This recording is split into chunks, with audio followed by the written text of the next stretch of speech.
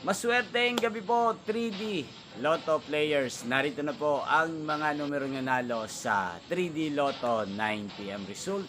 July 30, 2026, araw ng Huwebes. Kaya kunin nyo na po ang inyong mga ticket. Narito na po ang resulta.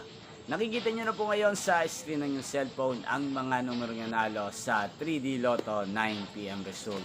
In exact order po yan. At kung maswerte namang natayan nyo po ang mga numero niyan kanina, congrats po sa inyo.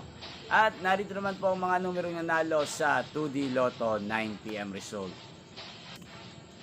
Araw-araw nyo rin pong napapanood ang resulta ng 3D Lotto sa channel ito tuwing 2 PM, 5 PM at 9 PM. Sa mga gusto pong magpa-shoutout, mag-comment lang po kayo.